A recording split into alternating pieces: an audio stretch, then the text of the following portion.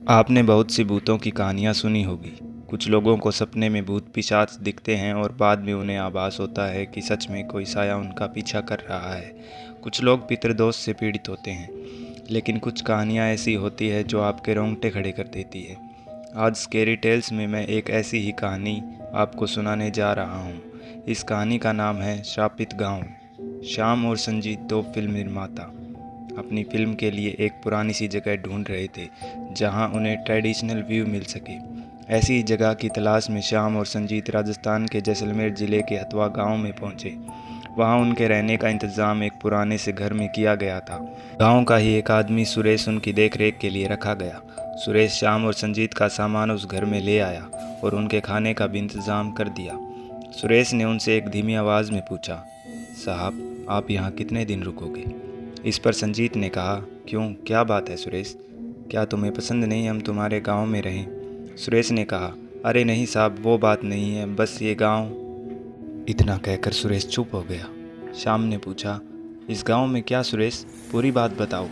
तो सुरेश ने आगे बढ़ते हुए एक धीमी आवाज़ में कहा, साहब ये गांव शापित है। यहाँ रात को पूरे गांव में भूत घूमते हैं। मैं आपको डराना नहीं चाहता, लेकिन जो भी बाहर वाला यहाँ आता है वे भूत उन्हें मार देते हैं। इस बात पर श्याम और संजीत ज़ोर ज़ोर से हंसने लगे। तो सुरेश ने कहा, अरे साहब ये हंसने की बात नहीं है। आपकी खिड़की से जो महल दिख रहा है उस पहाड़ी पर, वहाँ से रोज़ रात को 12 बजे भूत निकलते हैं और पूरे गांव में घूमते हैं। संजीत बोला, कोई बात नहीं सुरेश, अगर कोई भूत हमारे पास आया तो हम उसे भी अपनी फिल्म में ले लेंगे।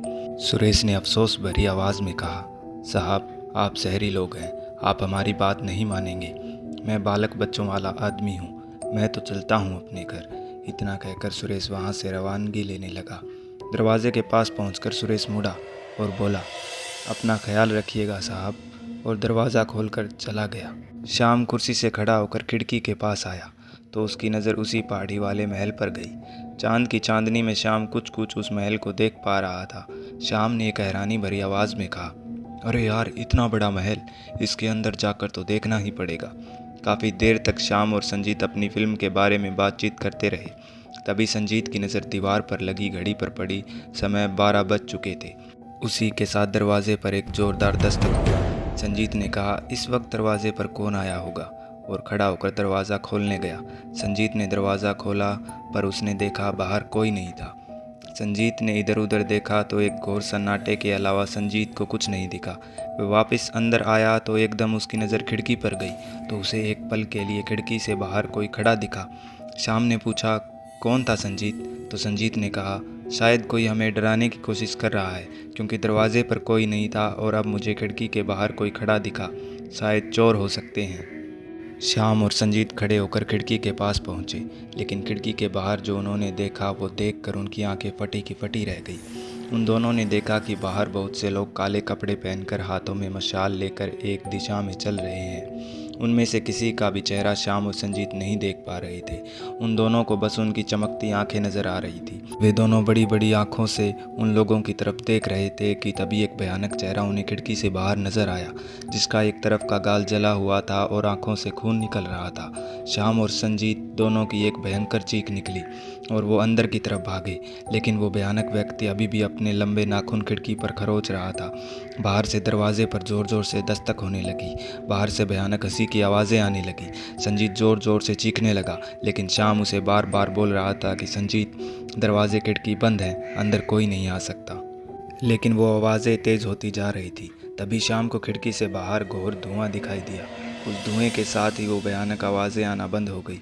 संजीत ने कहा, श्याम लगता है वो भूतिया लोग चले गए हैं, चल हम यहाँ से भाग चलते हैं। लेकिन श्याम ने कहा, नहीं, अभी हमारा यहीं रहना ठीक है, हम सुबह यहाँ से चलेंगे। लेकिन संजीत नहीं माना। वो मानो जैसे पागल हो चुका था। संजीत खड़ा होकर हड़बड़ाता हुआ दरवाज़ा खोलकर बाहर भाग गया। श्याम उसे रोकने के प्रयास में उसके पीछे भागा, लेकिन कुछ ही पल में संजीत श्याम की नज़रों से ओझल हो गया। श्याम और संजीत दोनों इस शापित गांव में फंस चुके थे। श्याम संजीत को ढूंढने लगा। वो संजीत को ढूंढते ढूंढते इधर उधर घूम रहा था। तभी उसे एक गली से वही काले कपड़े वाले लोगों की भीड़ सामने से आती दिखाई दी। उनकी चमकती आंखें श्याम के रोंगटे खड़े कर रही थी। श्याम पास ही एक दरवाजे के पास छुपकर खड़ा हो गया। तभी वो दरवाज़ा खुला और एक हाथ ने श्याम को पकड़कर अंदर खींच लिया।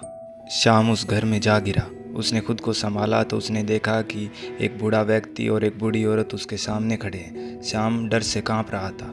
तभी उस बूढ़े व्यक्ति ने कहा, घबराओ मत बेटा, यहाँ वो शैतान नहीं आ सकते। श्याम ने खड़े होते हुए पूछा, चाचा क्या है ये सब? तो उस बूढ़े व्यक्ति ने एक लंबी सांस लेते हुए कहा कि काफ़ी साल पहले पहाड़ी वाले महल पर कब्जा करने के लिए अंग्रेज़ों ने महल में रहने वाले सभी लोगों को मौत के घाट उतार दिया था।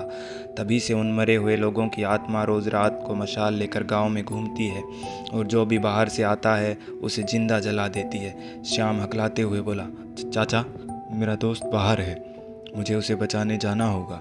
उस बूढ़े व्यक्ति ने श्याम को रोकते हुए कहा, नहीं बेटा, तुम बाहर गए तो वो तुम्हें भी जिंदा जला देंगे। अगर भगवान ने चाहा तो तुम्हें तुम्हारा दोस्त सुबह मिल जाएगा। ये सुनकर श्याम रोते हुए नीचे बैठ गया।